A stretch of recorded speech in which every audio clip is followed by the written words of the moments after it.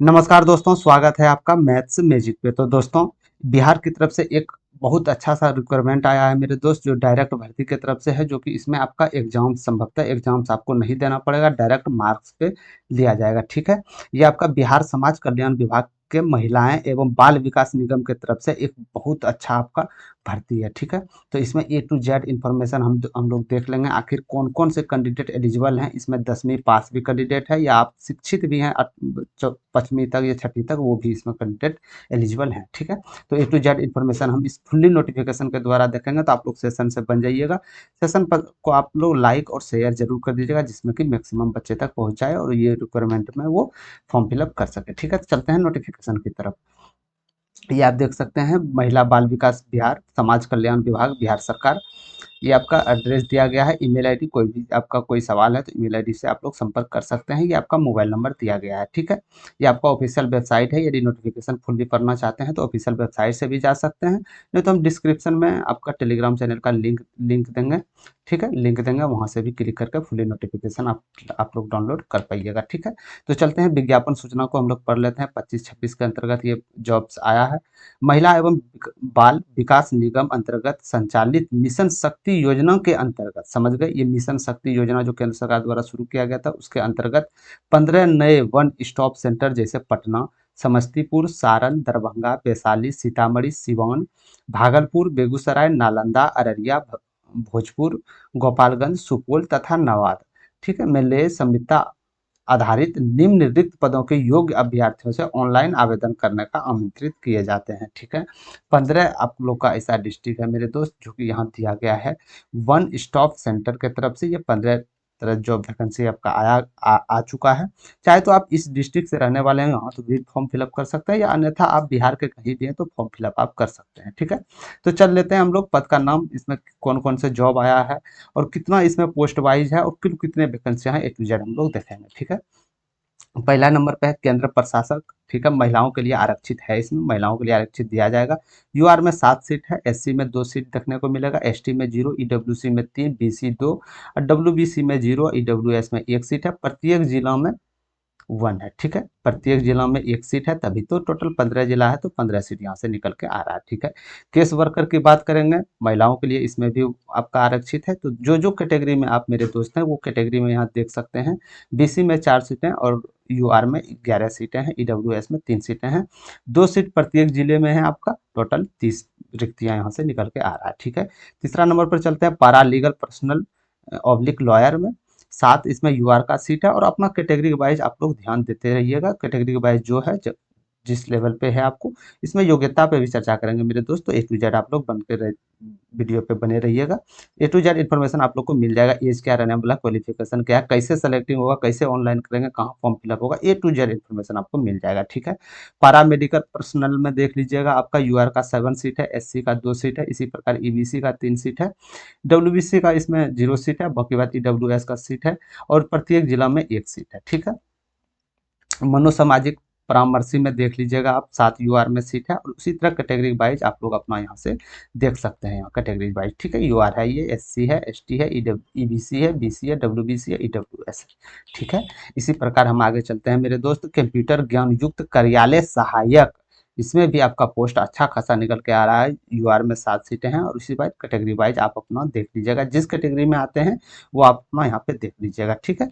आगे भी चलते हैं। बहुउद्देशीय कर्मी रसोईया, मतलब कुकमैन जो ये सब होते हैं, उसमें भी सीट आया है मेरे दोस्त। 19 सीट यूआर के लिए है। बाकी बात कैटेगरी वाइज आप लोग देख सकते हैं, यहाँ पे यूआर के लिए 19 सीटें हैं, और एससी के लिए आपका, एससी के लिए 7 सीटें हैं, एसटी के लिए 1 सीटें हैं, इसी प्रकार बीसी हैं। और जो भी कैटेगरी वाइज होगा वो तो आप पर में देख चुके हैं। सुरक्षा पर ही, या आप नाइट गार्ड बोल सकते हैं या सिक्योरिटी गार्ड बोल सकते हैं, उसमें इसका भी वैकेंसी आ गया है मेरे दोस्त। 19 जनरल का है, एससी 7, एसटी 1, और इसी प्रकार 8, 5, 1, मतलब कि बहुउद्देशीय कर्मी रसोईया और ये रात्रि प्रहरी का सीट लगभग आपका बराबर है। 45-45 सीटें हैं, प्रत्येक जिला में 3-3 सीटें निकल के आ रहा है। टोटल सीटें की बात करें तो 195 टोटल सीट है, कुल सीट। ठीक है। समझ में आ गया, टोटल कुल 195 सीटें आपको यहाँ से निकल के आ रहा है, जिसमें कि यूआर में आप देखिएगा 84 सीटें अनरिजर्व कैटेगरी। समझ में आ रहा है आपको, अनरिजर्व कैटेगरी। एक सेकंड मेरे दोस्त, यहाँ से लिख देता हूँ कि आपको समझने में बिल्कुल आसान हो। ठीक है, 195 टोटल सीट हैं, जिसमें कि यूआर अनरिजर्व कैटेगरी जो जनरल कैंडिडेट है इसमें 84 सीटें निकल के आ रहा है आपका। एससी जो कैंडिडेट है इसमें आपका 29 सीटें निकल के आ रहा है, और एसटी जो कैंडिडेट है इसमें 3 सीटें निकल के आ रहा है। ठीक है, समझ गए यहाँ तक। और हम देख लेते हैं 3 सीटें एसटी है, ईबीसी है ना, ईबीसी और बीसी। ठीक है, ईबीसी ईबीसी हैं और बीसी वाले कैंडिडेट हैं। ठीक है, और कौन सा कैटेगरी था मेरे दोस्त, बीसी है, डब्ल्यूबीसी और ईडब्ल्यूएस। ठीक है, डब्ल्यूबीसी ईडब्ल्यूएस, तो डब्ल्यूबीसी और ईडब्ल्यूएस। ठीक है, तो ईबीसी में यहाँ पे आप लोग देख सकते हैं टोटल 36 सीटें निकल के आ रहा है, और बीसी में टोटल 24 सीटें निकल के आ रहा है। इसी प्रकार आप डब्ल्यूबीसी में 3 सीटें निकल के आ रहा है, 16 सीटें ईडब्ल्यूएस को निकल के आ रहा है। टोटल सीट काउंटिंग कीजिएगा तो 195 सीट टोटल आप लोग को निकल के आ जाएगा। ठीक है, तो आप लोग कैटेगरी वाइज यहाँ अपना जो जो कैटेगरी वाइज है वो आप वैकेंसी यहाँ पे आप देख सकते हैं। ठीक है, यहाँ तक समझ में आ गया, कोई दिक्कत यहाँ पे नहीं है कि कितना सीट किस पोस्ट पे है, किस कैटेगरी वाइज है, ए टू जेड हम यहाँ पे लिख चुके हैं। ठीक है, अब चलते हैं कि आखिरकार ऑनलाइन किस प्रकार किया जाएगा। महिला बाल विकास निगम बिहार की तरफ से ऑनलाइन आवेदन करने हेतु अभ्यर्थियों के लिए आवश्यक दिशा निर्देशक दिया गया है। ठीक है, आवेदन भरने एवं अन्य विवरण प्राप्त करने के लिए आधिकारिक वेबसाइट यानी wcdc.bihargovernment.in देखा जा सकता है। आवेदन हेतु लिंक आपका 6 अक्टूबर 2025 से एक्टिव कर दिया गया है मेरे दोस्त, जो कि 10 बजे से आपका चालू है। ठीक है, यानी कि 6 अक्टूबर से आपका ऑनलाइन जारी है, याद रखिएगा 6 अक्टूबर से ऑनलाइन जारी है, यानी संभवतः अभी भी ऑनलाइन आप लोग का चल जाएगा, तो आप लोग विलंब मत कीजिएगा। ठीक है, ऑनलाइन केवल आवेदन केवल ऑनलाइन माध्यम से ही स्वीकार किए जाएंगे, तो आपका आवेदन जो भी होगा ऑनलाइन होगा। ठीक है, ध्यान दीजिएगा ऑनलाइन भी है, इसमें ऑफलाइन भी करना होगा, तो लास्ट तक आप लोग बने रहिएगा। अधूरा ज्ञान लेने के बाद बहुत हानि होता है मेरे दोस्त। ठीक है, या तो ज्ञान ले लीजिए ही मत, या लीजिए तो पूरा ज्ञान लीजिए। ठीक है, तीसरा नंबर चले जाते हैं, ऑनलाइन आवेदन प्राप्त करने की अंतिम तिथि 27 अक्टूबर तक है। समझ में आ रहा है आप लोग को, 27 अक्टूबर तक आपका लास्ट डेट है, 6 बजे तक शाम तक आप लोग का समय निर्धारित किया जाएगा।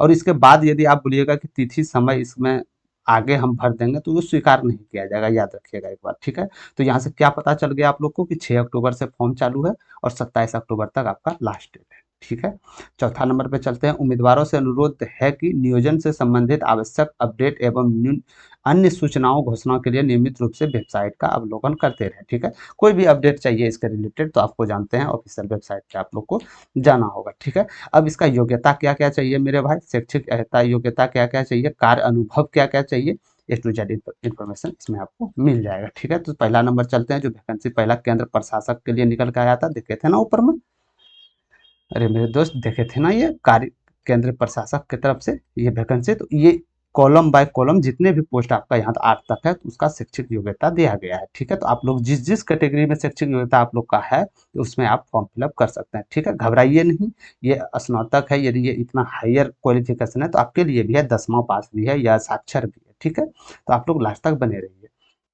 महिलाएं आरक्षण हेतु है इसमें कानून, समाज कार्य, समाजशास्त्र, मनोविज्ञान, समाज विज्ञान में स्नातक होना चाहिए आपको। और इसमें क्या बोला गया, कार्य अनुभव में क्या बोला, कार्य एक्सपीरियंस यानी वर्क एक्सपीरियंस होना चाहिए आपको, इसका प्राथमिकता आपको दिया जाएगा, इसमें भी नंबर मिलेगा आपको। ठीक है, महिलाओं के मुद्दे से संबंधित किसी सरकारी या गैर सरकारी परियोजना ऑब्लिक कार्यक्रम में कार्य करने के कम से कम 5 साल तक अनुभव रहना चाहिए आपको केंद्र प्रशासन की तरफ से, चाहे वो सरकारी परियोजना में हो या वो प्राइवेट परियोजना में। यदि आप में 5 साल तक अनुभव है तो आप इसमें एलिजिबल हैं। ठीक है, प्राथमिकता क्या दिया जाएगा, महिलाओं के मुद्दे से संबंधित किसी सरकारी या गैर सरकारी परियोजना कार्यक्रम में पारदर्शी के रूप से 1 वर्ष का कार्य अनुभव रखने वाले अभ्यर्थियों को प्राथमिकता दी जाएगी। स्थानीय अभ्यर्थियों को प्राथमिकता दी जाएगी। स्थानीय मतलब कि जिस डिस्ट्रिक्ट से आपका, जिस जिला से आपका वैकेंसी, जैसे मान के चलिए भागलपुर में एक डिस्ट्रिक्ट, भागलपुर में एक सीट है, तो जो भागलपुर का कैंडिडेट इसमें भरेगा तो उसको सबसे पहले प्राथमिकता दिया जाएगा। अब जैसे मान के चलिए बांका डिस्ट्रिक्ट का, बांका डिस्ट्रिक्ट यदि इसमें आ जाता है तो इसको सबसे पहले ना लेके भागलपुर को वरीयता दिया जाएगा। भागलपुर का कैंडिडेट यदि सिलेक्ट नहीं हुआ तब बांका का कैंडिडेट आपको लिया जाएगा। समझ गए यहाँ तक? ठीक है, तो पहला नंबर जो आपका केंद्र प्रशासक था, तो इसके आपको शैक्षिक योग्यता आप लोग देख सकते हैं, यहाँ की समाजशास्त्र मनोविज्ञान में आपको स्नातक रहना चाहिए और 5 साल का अनुभव या प्राथमिकता देना है तो 1 साल का अनुभव आपको रहना चाहिए। ठीक है, इसी प्रकार दूसरा नंबर पर चलते हैं, केस वर्कर के तरफ से महिलाओं के लिए आरक्षित है आपको कानून हो गया, समाज कार्य हो गया, समाजशास्त्र हो गया, मनोविज्ञान हो गया और समाज विज्ञान में स्नातक यानी कि आप लोग का जो भी हो ग्रेजुएट, आप लोग का ग्रेजुएट कंप्लीट होना चाहिए। ठीक है, कौन कौन विषय पे, यदि इस समय ग्रेजुएट आपका है तो आप इसके लिए फुल्ली एलिजिबल हैं और आपको 3 साल का अनुभव इस क्षेत्र में 3 साल का अनुभव है तो आप इसके लिए एलिजिबल हैं। प्राथमिकता स्थानीय अभ्यर्थियों के लिए दिया जाएगा। ठीक है, बात वही बोला जा रहा है, जो जिस डिस्ट्रिक्ट का है उसको पहले प्राथमिकता दिया जाएगा। तीसरा नंबर चलते हैं, पारा लीगल पर्सनल ऑब्लिक लॉयर। कानून में स्नातक के साथ महिलाओं से संबंधित कानून में प्रशिक्षित या महिलाओं के संबंधित कानून में जानकारी रहनी चाहिए। ऑटोमेटिक है मेरे दोस्त, पारा लीगल पर्सनल या लॉयर है तो इसके अंतर्गत आपको जानकारी होना चाहिए ना, कानून के अंतर्गत। तो महिलाओं से इसमें क्या चाहिए आपका, और एक्सपीरियंस सरकारी गैर सरकारी कार्यक्रम में 3 साल का अनुभव आपको रहना चाहिए लॉयर सब में, या आपको परीक्षित में जो जो यहाँ दिया गया है शैक्षिक योग्यता में, समझ गए आप लोग। तो इसी प्रकार न्यायालय के मुकदमे में पैरवी करने में 2 साल का अनुभव आपको रहना चाहिए, तब आप इस पोस्ट के लिए एलिजिबल है। ठीक है, समझ गए कौन पोस्ट के लिए, तो ये पारा लीगल या पर्सनल या लॉयर के पोस्ट पे। ठीक है, चौथा नंबर पोस्ट की ओर चलते हैं, पारा मेडिकल पर्सनल, महिलाओं के लिए आरक्षित है ये भी, ये दोनों अलग अलग पोस्ट है मेरे दोस्त, याद रखिएगा। ये पारा लीगल पर्सनल या लॉयर है, ये आपका पारा मेडिकल पर्सनल ही है। ठीक है, पारामेट्रिक्स में प्रोफेशनल डिग्री या डिप्लोमा है तो आप इसके लिए एलिजिबल हैं। इसका क्या है आपका एक्सपीरियंस, सरकारी एवं गैर सरकारी क्षेत्र में स्वास्थ्य संबंधित परियोजना कार्यक्रम में जिला स्तर पर कम से कम 3 साल का अनुभव रहना चाहिए आपको। यदि 3 साल का अनुभव है तो आप इसके लिए फुल्ली एलिजिबल हैं। ठीक है, 5वां नंबर पर चलते हैं, मनोसामाजिक परामर्शिक परामर्शी में ये 5वां पोस्ट आपको निकल के आ रहा था। यदि मनोविज्ञान, तंत्रिका विज्ञान जिसको आप न्यूरो साइंस भी बोलते हैं, यदि उसमें आप स्नातक हैं तो आप इसके लिए एलिजिबल हैं। तो इसमें एक्सपीरियंस जो चाहिए, महिला स्वास्थ्य के मुद्दे पर सरकारी या गैर सरकारी परियोजना कार्यक्रम में जिला स्तर पर कम से कम 3 साल का अनुभव आपको रहना चाहिए। ठीक है, ये 3 साल का यदि आपको अनुभव है इस कोर्स में तो आप इसके लिए फुल्ली एलिजिबल, इस पोस्ट के लिए फुल्ली एलिजिबल हैं आप। ठीक है, छठा नंबर पर चलते हैं, कंप्यूटर ज्ञान युक्त कार्यालय सहायक। ठीक है, कंप्यूटर ज्ञान युक्त कार्यालय सहायक में भी पोस्ट है मेरे दोस्त, जो कि आपको इसके अंतर्गत ही आपको काम करना होगा। ठीक है, तो इसमें आपका शैक्षिक योग्यता क्या चाहिए, स्नातक सहित कंप्यूटर आईटी में डिप्लोमा चाहिए आपका। यदि आप स्नातक कंप्यूटर साइंस से आईटी डिप्लोमा किए हैं तो आप इसके लिए एलिजिबल हैं। और आपका इसमें भी चाहिए मेरे दोस्त 3 साल का, यदि आपका अनुभव है तो आप इसके लिए फुल्ली एलिजिबल हैं। समझ गए। चौथा नंबर 7वां नंबर पर चलते हैं, आपका बहुउद्देशीय कर्मी या रसोइया, मतलब को आप लोग जानते होंगे, इसमें साक्षर होना जरूरी है। ये नहीं बोला गया कि इसमें आपका ग्रेजुएट चाहिए या 10th चाहिए या मेरिट, सिर्फ साक्षर होना जरूरी है। यदि आप 5th या 6th तक भी हैं तो आप इसके लिए एलिजिबल कर सकते हैं। अब इसमें क्या चाहिए, संबंधित क्षेत्र में कार्य करने का ज्ञान अनुभव रहना चाहिए। ठीक है, यदि आप मेरे दोस्त रसोइया हैं, यदि कर्मी है तो उसमें ज्ञान रहना चाहिए ना, खाना बनाने में क्या चीज़ होगा या नहीं होगा। तो यदि ये ज्ञान नहीं रहता है तो मेरे दोस्त, तो आपको क्या होगा सिलेक्ट करके, तो जिसको ज्ञान है उसी को सेलेक्ट करेगा पहले। तो इसमें आपको ज्ञान रहना चाहिए खाना वाना बनाने में, ये जो भी कर्मी के लिए पोस्ट है उसके लिए। ठीक है, प्राथमिकता जो दिया जाएगा, मैट्रिक या समतुल्य परीक्षा पास अभ्यर्थियों को प्राथमिकता दी जाएगी। या तो आप 10th पास हो या इसके लेवल पर कोई आपका कोर्स हो, यदि वो किए हैं तो आप इसके लिए फुल्ली एलिजिबल हैं। ठीक है, तो ये सबसे अच्छा पोस्ट है जो कि अधिकतर मैक्सिमम स्टूडेंट इसमें भरे जाएंगे। ठीक है, बहुउद्देशीय कर्मी रसोइया की तरफ से 7वां नंबर पोस्ट। ठीक है, मात्र 10th पास है, याद रखिएगा, मात्र 10th पास है इसमें। ठीक है, 10th पास या इसके लेवल पे कोई आपके पास डिग्री है तो इसके लिए भी आप एलिजिबल होंगे। 8वां नंबर पे चलते हैं मेरे दोस्त, सुरक्षा प्रहरी या रात्रि प्रहरी, यानी कि आपका जो है सिक्योरिटी गार्ड हो गया या नाइट गार्ड हो गया। नाइट गार्ड है ना, जो स्कूल सब में नाइट गार्ड का वर्क करते हैं या ये करते हैं, तो ये आपको स्कूल में नाइट गार्ड नहीं देंगे, बाकी बात ये जो कल्याण विभाग की तरफ से उसमें आपको नाइट गार्ड का जॉब दिया जाएगा या सिक्योरिटी गार्ड का जॉब दिया जाएगा। इसके लिए शैक्षिक योग्यता आपको मैट्रिक पास होना चाहिए, यानी 10th स्टैंडर्ड आपको पास होनी चाहिए। ठीक है, सरकारी या प्रतिष्ठित संगठन में जिला या राज्य स्तर पर कार्य करने का 2 साल का अनुभव आपको रहना चाहिए। चाहे आप सिक्योरिटी गार्ड यदि 2 साल तक कार्य किए हैं, या आप रात्रि पर यानी नाइट गार्ड में यदि 2 साल तक कार्य किए हैं तो इसके लिए आप फुल्ली एलिजिबल हैं। ठीक है, प्राथमिकता क्या दिया जाएगा, सेना या अर्धसैनिक बल के सेवानिवृत्त कर्मियों को प्राथमिकता दी जाएगी। ठीक है, जो आपका एक्स एक्स सर्विसमैन जो भी होगा, एक्स आर्मी हो गया या जो भी डिफेंस विभाग में जो आपका सेनावृत्ति है, जो रिटायरमेंट हो चुके हैं, उसको प्राथमिकता सबसे पहले दिया जाएगा इसमें। ठीक है, किसमें, तो 8वां नंबर पोस्ट पे, यानी सुरक्षा पर रही और रात्रि पर रही में। समझ गए यहाँ तक, यानी ये भी आपका 10th पास है, ये भी 10th पास या इसका थोड़ा सा बिलो है तो वो चल जाएगा। यानी 7वां 8वां पोस्ट मैक्सिमम स्टूडेंट के लिए ये खुला हुआ है। ठीक है, ये तो आपने देख लिया शैक्षिक योग्यता किसमें क्या चाहिए और क्या कार्य अनुभव चाहिए आपको, ठीक है। अब आगे की ओर चलते हैं, जो भी आयु एज है इसका हम देख लेते हैं। छठा नंबर पर चलते हैं, उक्त भर्ती नियोजन में बिहार सरकार के द्वारा समय समय पर निर्गत तय की गई आरक्षित नीति यानी क्षेत्रीय आरक्षण सहित लागू होगी, यानी जो भी आरक्षण इसमें है मेरे दोस्त वो आपका लागू किया जाएगा, ठीक है। इसमें पहला नंबर देख लेते हैं, ऑनलाइन आवेदन करते समय नियत प्रविष्टि के अधीन इंगित आरक्षण का दावा नहीं करने पर किसी भी परिस्थिति में आरक्षण का लाभ नहीं दिया जाएगा। यानी कि क्या कहने का मतलब है, यदि आप फॉर्म ऑनलाइन करते समय, यदि आप फॉर्म ऑनलाइन करते हैं तो उसमें आरक्षित का दावा दिया जाता है कि हम बीसी में आते हैं या ओबीसी में आते हैं या एससी में आते हैं या एसटी में आते हैं।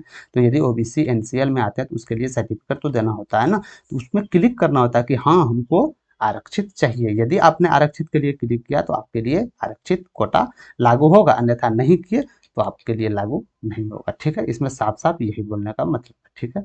और क्या बोला जा रहा है कि इसमें राज्य स्तरीय सेवा के आधारित लाभ पर मूल निवासी देय होगी, बिहार राज्य के बाहर किसी भी निवासी को आरक्षण का लाभ नहीं होगा। मतलब कि यदि आप बिहार से हैं, यदि आप बिहार के किसी डिस्ट्रिक्ट से हैं तो आप आरक्षण का लाभ इसमें अंकित कर सकते हैं। यदि आप दूसरे स्टेट से हैं तो आपको आरक्षण नहीं दिया जाएगा, आपको यूआर के कैटेगरी की तरह ट्रीट किया जाएगा, ठीक है। यानी कि जनरल कैटेगरी जो आरक्षण जनरल कैटेगरी का जो होता है मेरे दोस्त उसके अंतर्गत आपको लिया जाएगा, ठीक है। समझ गए यहाँ तक। यहाँ भी यही बोला गया है कि त्रुटि होने पर आरक्षण का दावा मान्य नहीं होगा, तो ऑनलाइन करते समय आप लोग ध्यानपूर्वक ही फॉर्म फिलअप करें, ठीक है। तीसरा नंबर पर चलते हैं, ऑनलाइन आवेदन पत्र में दावा किए गए आरक्षण श्रेणी में किसी भी परिस्थिति में परिवर्तन नहीं किया जाएगा। यानी कि जैसे मान के चलिए आप ऑनलाइन किए तो आप बोले कि नहीं हम एसटी हैं, उसके लिए हमको छूट चाहिए, अब बाद में फॉर्म फिलअप के बाद पता चला नहीं हम एनसीएल में आते हैं, तो उसमें परिस्थिति में कोई भी परिवर्तन करने का आपको नहीं किया जाएगा, आप इसमें लिए गलत हो जाइएगा, ठीक है। तो इस संबंध में किसी भी आवेदन पर विचार नहीं किया जाएगा, गलत आरक्षण का दावा करने पर उन्हें अनारक्षित श्रेणी में माना जाएगा। यानी कि यदि आपने गलत आरक्षण का दावा कर दिया, वही बात यदि एससी का आपने ओबीसी में लिख दिया या ओबीसी का एससी में लिख दिया तो आपको यूआर कैटेगरी की तरफ बिलोंग किया जाएगा, कोई भी आरक्षित नहीं दिया जाएगा। जो जनरल कैंडिडेट फाइट करते हैं उसी के अनुसार आपको फाइट करने पड़ेगा, चाहे आप बिहार राज्य के निवासी हो या बिहार राज्य के जिस डिस्ट्रिक्ट पे लेवल पे वैकेंसी आए चाहे वो उसके लेवल पे हो, समझ गए। तो ध्यानपूर्वक वैकेंसी को आप लोग भरिएगा, ठीक है। चौथा नंबर पे चलते हैं, अनुसूचित जाति यानी एससी और एसटी श्रेणी के अभ्यर्थियों के लिए राज्य सरकार द्वारा अधिसूचित सक्षम प्राधिकार द्वारा निर्गत जाति प्रमाण पत्र एवं अस्थायी निवास प्रमाण पत्र मान्य होगा। संबंधित मूल प्रमाण पत्र साक्षात्मक में बुलाए जाने पर प्रस्तुत करना अनिवार्य होगा। यानी क्या बोला जा रहा है कि यदि आप एससी कैटेगरी में हैं, यदि आप एससी कैटेगरी में हैं तो आपके लिए जाति बहुत महत्वपूर्ण है ले जाना मेरे दोस्त, तो जाति इसमें लगेगा। और जाति के साथ साथ आपका जो है निवास, समझ गए, आप किस स्टेट का निवासी हैं वो निवास प्रमाण पत्र आपको चाहिए, ये सिर्फ बिहार वालों के लिए है। और यदि आप ये सब ले गई एलिजिबल हैं तो आप 10th सर्टिफिकेट यदि जिस स्टैंडर्ड पे आप भर्ती भरना चाहते हैं उसका जो शैक्षिक योग्यता, जैसे मान के चलिए रसोईया के लिए 10वीं योग्यता है तो इसका सर्टिफिकेट आपको इंटरव्यू में लेके जाना है, लास्ट में लेके जाना, साफ साफ बोला जा रहा है कि सकारात्मक में बुलाए जाना पर प्रस्तुत करना होगा, यानी कि पहले देना नहीं होगा, इंटरव्यू में जो लास्ट प्रोसेस होगा उसमें देना होगा, इसमें भी आपका नंबर जुटेगा, ठीक है।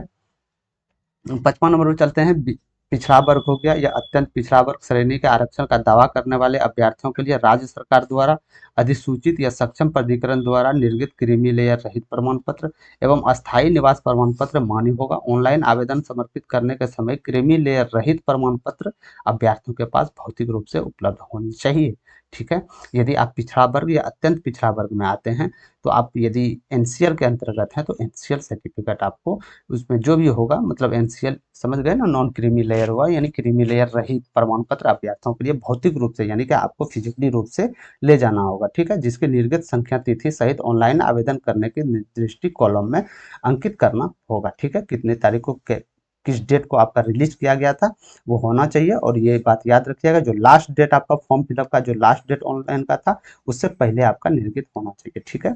इसी प्रकार पिछड़ा वर्ग और अत्यंत पिछड़ा वर्ग के श्रेणी के अभ्यर्थियों द्वारा आवेदन में अंकित क्रीमी लेयर रहित प्रमाण पत्र एवं अस्थायी निवास प्रमाण पत्र मूल में सकारात्मक में बुलाए जाने पर प्रस्तुत करना अनिवार्य होगा। जैसे आपका इंटरव्यू लिया जाएगा मेरे दोस्त तो उसमें आपको क्रीमी लेयर यानी एनसीएल हो गया, निवास हो गया, ये सब लाना जरूरी होगा जिसमें कि आरक्षित कोटि का आप लाभ उठा सकते हैं, ठीक है। यहाँ तक आप समझ गए, यानी एससी का, एससी और एसटी का भी समझ गए आप, क्या लेना जाना होगा। और बीसी यदि ईबीसी में आते हैं, कि मतलब कि यदि आप पिछड़ा वर्ग और अत्यंत पिछड़ा वर्ग में आते हैं तो आपके लिए एनसीएल बनवाना होगा, और ये जो आपको सरकार में यानी इंटरव्यू में जो बुलाया जाएगा उसको लेके आपको जाना होगा। समझ गए।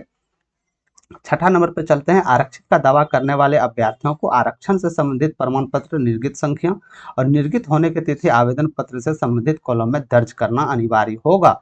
यानी कि यदि आप आरक्षण चाहते हैं, यदि आप बिहार राज्य के निवासी हैं, यदि आप आरक्षण चाहते हैं, तो जिस समय फॉर्म फिलअप आप कीजिएगा ना, जिस समय फॉर्म फिलअप कीजिएगा तो उसमें एक कॉलम आएगा आपका आरक्षित। क्या आप आरक्षित लेना चाहते हैं, आप किस में हैं, बीसी में है, एससी में है, एसटी में है, तो जिसमें आप हैं उसमें आप कॉलम में यदि टिक कीजिएगा तभी आपका जो इंटरव्यू के लिए बुलाया जाएगा उसमें डॉक्यूमेंट्स आपका वेरिफिकेशन हो जाएगा। अन्यथा आपको यूआर की तरह, आपको जिस तरह जनरल की तरह आपको ट्रीट किया जाएगा यदि आपने कोई गलती किया। ठीक है, समझ गए। छठा नंबर पे चलते हैं, सभी प्रमाण पत्र ऑनलाइन आवेदन करने की तिथि या उससे पूर्व का अनिवार्य होना चाहिए। साफ साफ बोला जा रहा है कि ऑनलाइन जो लास्ट डेट आपका कब था, 27 अक्टूबर था। तो 27 अक्टूबर से पहले आपका जो भी आवेदन प्रमाण पत्र हो ये सब निर्गत होना चाहिए। ये नहीं कि 27 अक्टूबर को लास्ट डेट है और 29 तारीख को आपका निर्गत हुआ है तो ये आपको मान्य नहीं होगा, आपको जनरल में डाल दिया जाएगा। समझ गए, चाहे आप बिहार राज्य के निवासी क्यों ना ही हो। ठीक है। 8वां नंबर पे चलते हैं, क्रीमी लेयर रहित प्रमाण पत्र विज्ञापन प्रकाशित होने की तिथि से 1 वर्ष के पूर्व होने की स्थिति में उक्त आशय से संबंधित शपथ पत्र देना अनिवार्य होगा। क्या कहने का मतलब है, यदि आप एनसीएल के लिए सर्टिफिकेट बनवाते हैं, ठीक है, यदि ये प्रकाशित, जैसे मान के चलिए एनसीएल सर्टिफिकेट आपको ये प्रकाशित, ये विज्ञापन, ये जो नोटिफिकेशन जारी हुआ था ये मेरे दोस्त कल्याण विभाग की तरफ से, यदि 1 वर्ष पूर्व है आपका, यदि 1 साल पुराना एनसीएल है आपका, तो आपको एगो शपथ पत्र देना होगा। शपथ पत्र देने का मतलब है तो ये आपका वैलिड हो जाएगा, अन्यथा आपको वैलिड नहीं करेगा। ठीक है। और ऐसे में यदि 1 साल का पुराना है तो इसमें कोई शपथ पत्र देना नहीं होगा, तो ये इसके लिए आप डायरेक्टली एलिजिबल हैं। ठीक है। 9वां नंबर पे चलते हैं, आरक्षण का दावा करने वाले विवाहित महिलाओं का जाति क्रीमी लेयर रहित प्रमाण उसके पिता के नाम एवं पता से निर्गत होना चाहिए, ना कि पति के नाम से। ठीक है। तो याद रखिएगा, जितने भी विवाहित महिलाएं हैं, जितने ही विवाहित महिलाएं हैं, याद रखिएगा वो अपना जो भी क्रीमी लेयर, यानी कि यदि आप पिछड़ा वर्ग, अत्यंत पिछड़ा वर्ग में यदि एनसीएल बनवाना चाहते हैं आप, तो आपके पति के नाम से नहीं होनी चाहिए। याद रखिएगा, आपका पिता के नाम से होनी चाहिए, तभी आपका मान्य होगा। क्योंकि साफ साफ है ना, तो आप पिता के नाम से दीजिएगा तभी तो आपके कैटेगरी का पता चलेगा आप किस कास्ट के हैं। क्योंकि शादी के बाद मेरे दोस्त ऐसा बात थोड़ी है कि जिस कैटेगरी में आप जिस कास्ट में उसी कास्ट में शादी कीजिएगा, ऐसा तो नहीं है। कोई कोई होता है कि कोई कास्ट है तो दूसरे कास्ट में शादी कर लेता है। ठीक है। तो इसी प्रकार वो माता पिता के नाम से यदि निर्गत कराते हैं तो उसके लिए आरक्षित आपको दिया जाएगा। समझ गए आप तो। चलते हैं 10वां नंबर पे, आरक्षित रूप से कमजोर वर्ग के अभ्यर्थियों को आरक्षण का दावा करने के लिए आर्थिक रूप से कमजोर वर्ग के सदस्य द्वारा प्रस्तुत किए जाने वाले आय परिसंपत्ति प्रमाण पत्र सक्षम पदाधिकारी द्वारा निर्गत होना अनिवार्य है।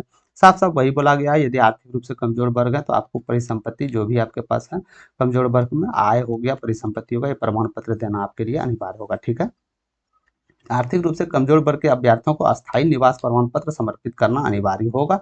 यानी कि अस्थायी निवास पर आप किस क्षेत्र में रह रहे हैं अस्थायी रूप से, उसमें देना होगा, अन्यथा आर्थिक रूप से कमजोर वर्ग के दे आरक्षण का लाभ नहीं मिलेगा। यदि आपने निवास नहीं पे किया, यदि आपने निवास वहाँ फॉर्म फिलअप नहीं किया, यदि उसमें जानकारी नहीं दिया, तो आपको आरक्षण का लाभ नहीं मिलेगा। ठीक है। यह प्रावधान राज्य में लागू अन्य किसी निगम के द्वारा विभिन्न आरक्षण कोटि के लिए विविध आरक्षण के अतिरिक्त होगी, परंतु राज्य के बाहर के अभ्यर्थियों इस नियम के अधीन आरक्षण का लाभ का दावा नहीं कर सकेंगे। मतलब कि बिहार राज्य से जो बाहर वाले राज्य हैं तो इसमें कोई भी आरक्षण आपको नहीं मिलेगा, आप सीधे यूआर के कैटेगरी के अंतर्गत ही आपको ट्रीट किया जाएगा। ठीक है।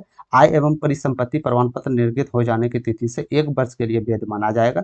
ठीक है। तो 1 वर्ष के लिए है, आपका 1 वर्ष है तो आपको जो भी आपका है आयता है तो वो आपको मान्य हो जाएगा। समझ गए यहाँ तक। चलते हैं 11वां नंबर पे, अभ्यर्थी हाल ही में अपना एक फोटो हस्ताक्षर स्कैन पर ऑनलाइन आवेदन के निर्धारित स्थान पर अपलोड करेंगे।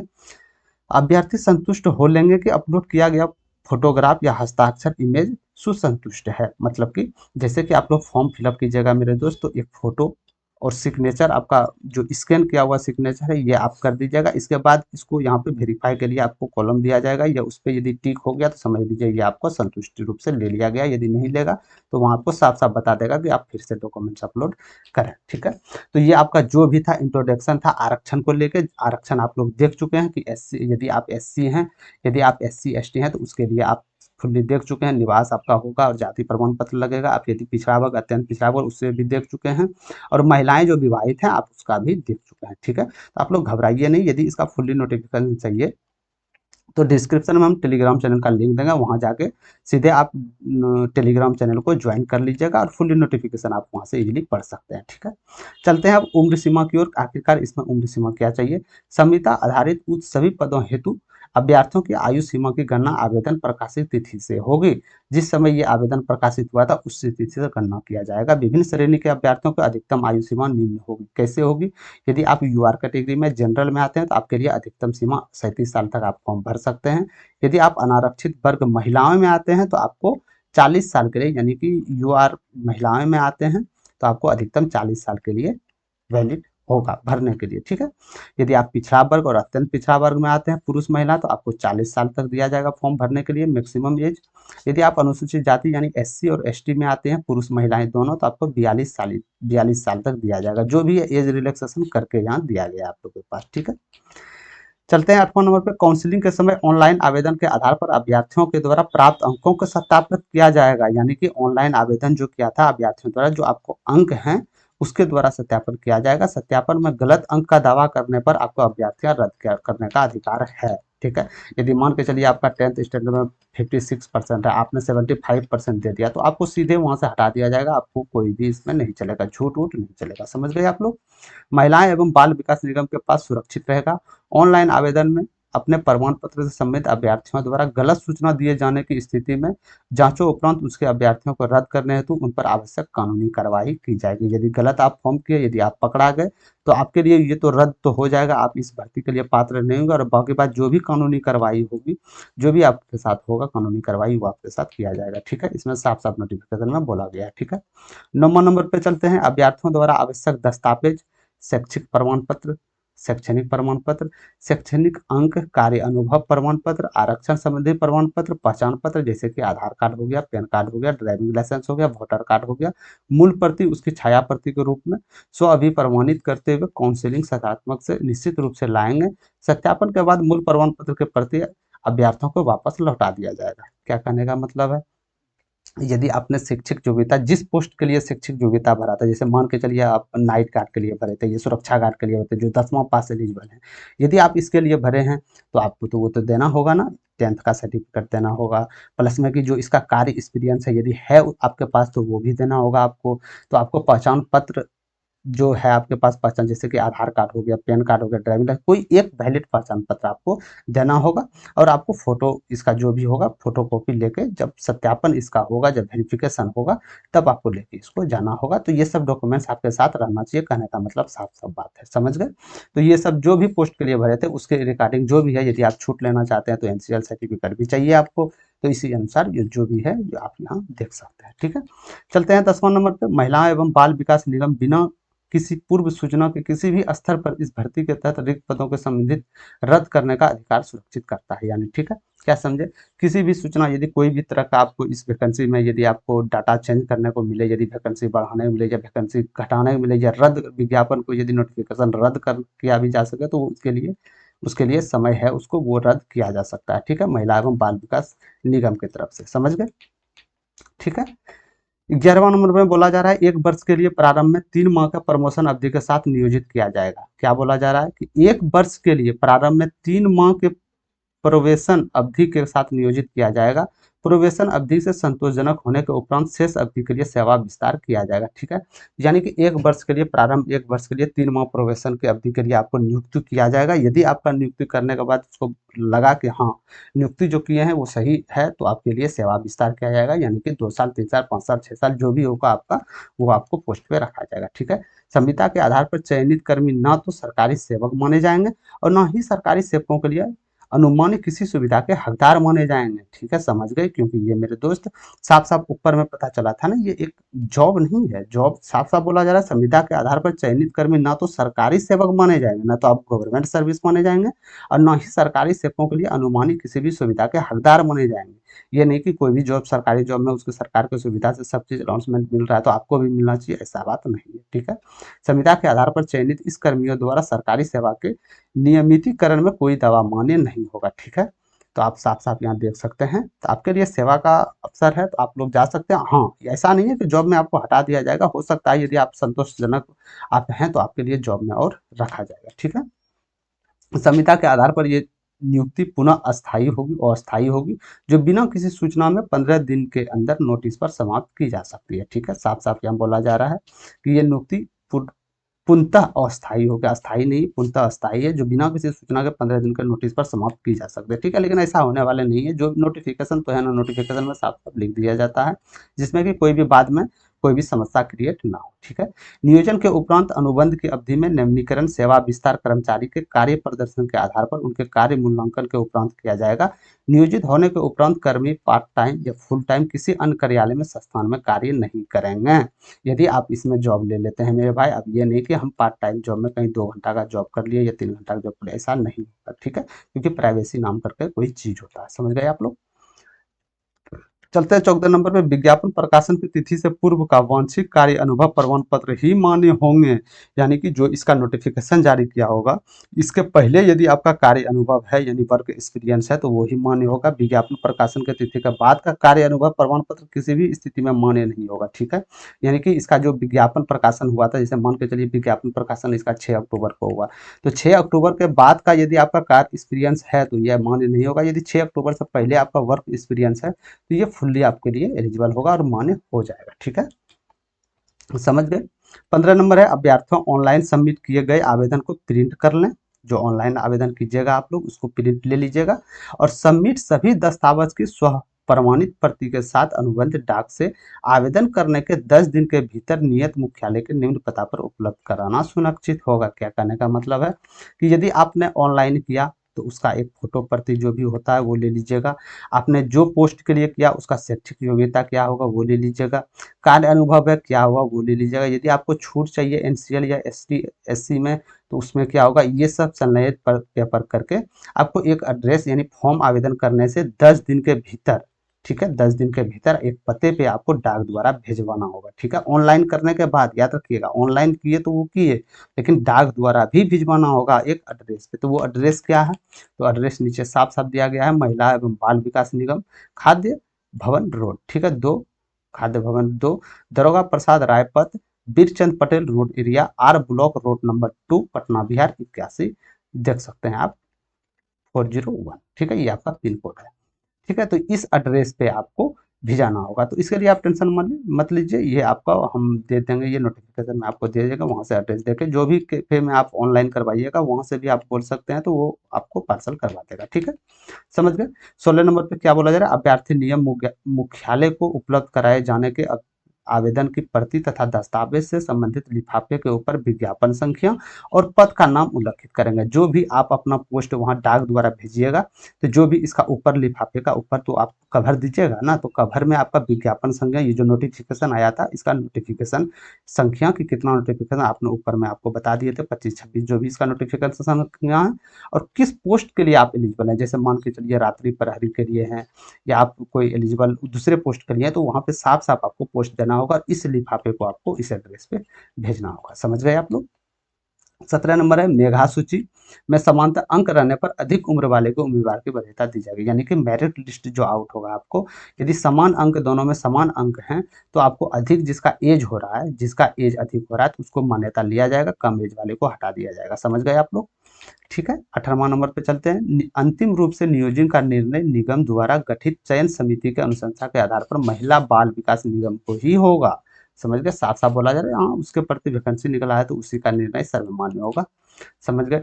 नोट में क्या दिया गया है इसको सावधानी पूर्वक पढ़िएगा। केवल न्यूनतम पत्रिका मापदंडों को स्वयं पूरा करने से कोई भी आवेदन आगे की चयन प्रक्रियाओं के लिए चयनित या आमंत्रित होने का हकदार नहीं होगा। उनकी पात्रता की पुष्टि करना आवेदन की जिम्मेदारी है। क्या बोला जा रहा है कि केवल न्यूनतम पत्रिका, जो आपका न्यूनतम है, जो मापदंड है वो न्यूनतम स्वयं पूरा करने से कोई भी आवेदन आगे चयन प्रक्रिया के लिए चयनित आमंत्रित करने का हकदार नहीं है। समझ गए?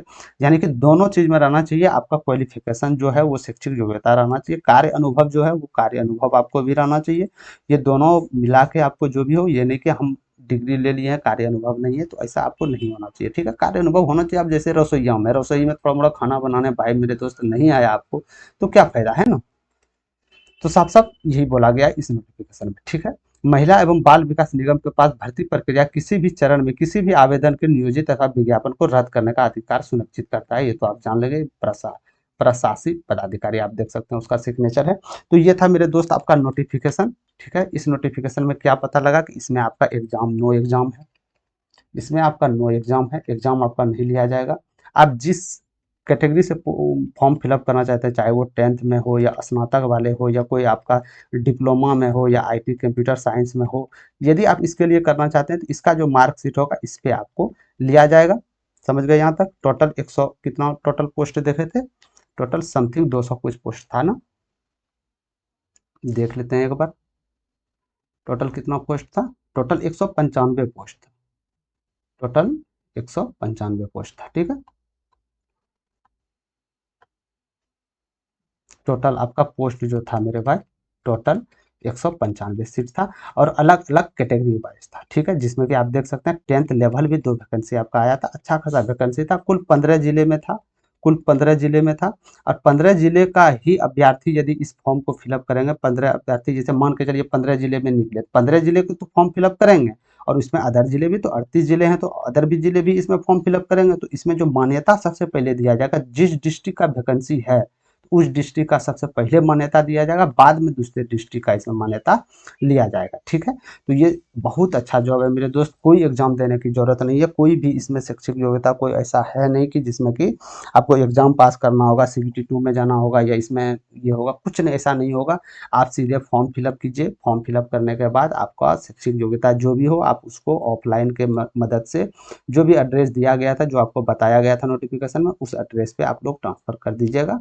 जिससे होगा फिर इसका जो भी नोटिफिकेशन आएगा ऑफिशियल साइट पे डाला जाएगा, फिर इसका जो भी इंफॉर्मेशन होगा आपको आप तक लेके सबसे पहले हम पहुंच जाएंगे, ठीक है। तो ये लास्ट 8 पोस्ट पे था टोटल वैकेंसी। तो आप किस पोस्ट पे एलिजिबल हैं कमेंट सेक्शन में आप जरूर बताइएगा। यदि आप लोगों ने ऑनलाइन आवेदन अभी तक नहीं किया है तो ऑनलाइन आवेदन कर सकते हैं आप लोग, क्योंकि 6 अक्टूबर से जारी है, 27 अक्टूबर तक है, तो बहुत ही समय कम है, ठीक है।